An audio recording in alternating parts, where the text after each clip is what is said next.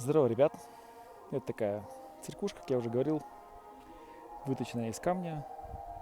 Это сплошной камень, только видите, колонны немножко реставрированные, а вот там старые колонны еще целые. То есть вся церквушка это один камень. Вот тот же самый камень, на котором я сейчас стою, просто красиво вытесанный. Вот. И вот что хотел рассказать вам поделиться какими такими микро-ноу-хау. Первое, если путешествуете по миру, вы видите три вещи. Вы вообще смотрите только три вещи. Первое это природа. Разумеется, в Европе и, в принципе, на любом континенте полно красивой природы. И люди за ней приезжают. Горы, хайкинги, водопады, озера, не знаю, там, скалолазание, кайты, дайвинги, все это относим к природе. Дальше, зачем люди приезжают, это, разумеется, выделю только в Африке, это животные. Может быть, конечно, еще где-то есть, но скажу честно, в Америке мало. То есть люди смотрят природу, а вторая это животные. Еще раз, животными не ставлю, потому что те, кто путешествовал по Европе, не знают, что такое животное. А те, кто путешествовали по Африке или странам густо заселенными лесами, и где мало людей, они прям понимают, что такое.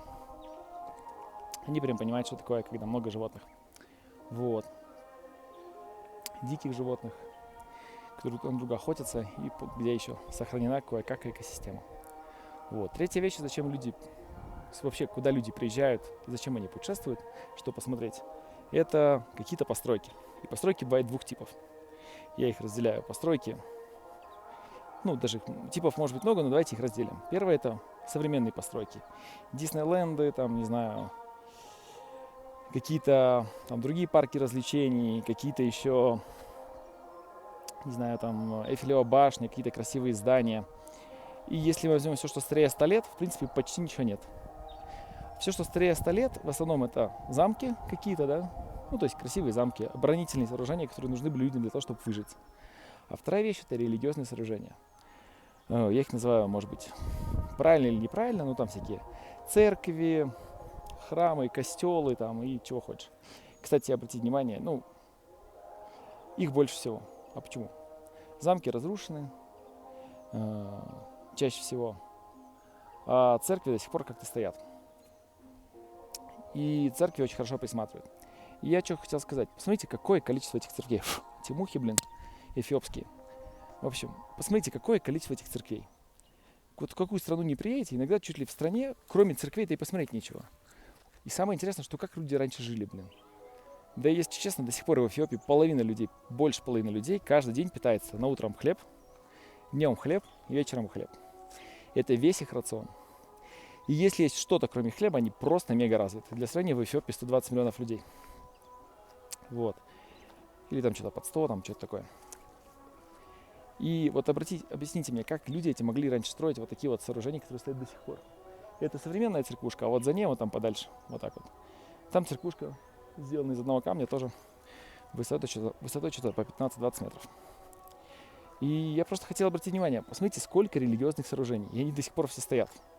Я человек совершенно далекий от религии, я больше такой даже,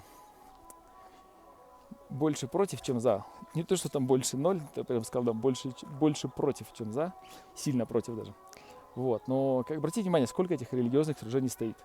Приезжайте в Париж, куда вы ходите, храмы, костелы, в смысле там не знаю, Нотр-Дам-де-Пари, Нотр-Дам-де любой город, в котором вы будете.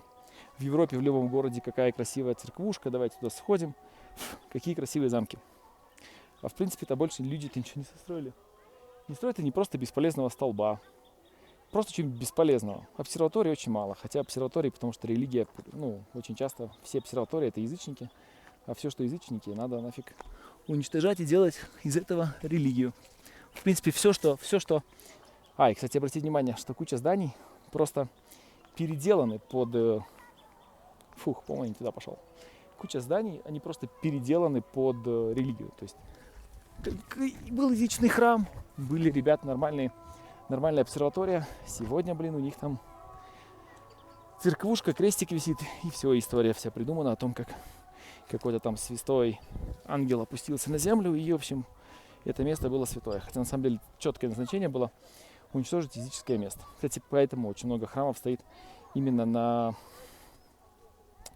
очень хороших энергетических местах, потому что там раньше стояли языческие храмы. Вот, в особенных местах. Вот так вот. Пока что хочу сказать, просто обращайте на это внимание, что когда вы приезжаете в любую страну, как правило, все, что старое, вы можете посмотреть, как-то будет связано с религией.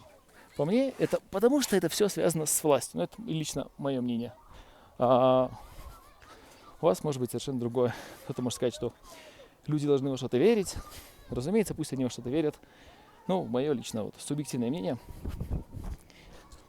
Все связано вот на таких базовых вещах, как деньги и власть.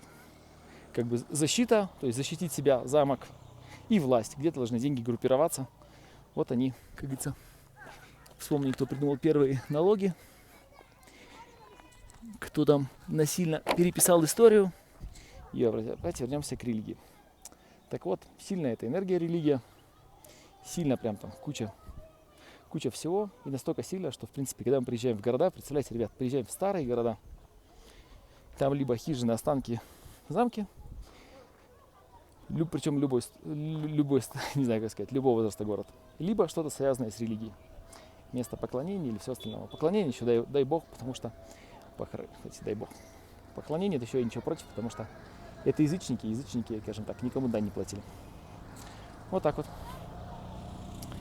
Удачки. Надеюсь, видео было интересным. И обращайте просто внимание на то, куда вы ходите. Приезжайте в любой город и посмотрите, куда вы идете. И в основном всегда это будет религиозное здание. Ну или первых два объекта, которые я говорил. Звери, которых в Европе нет. Или, разумеется,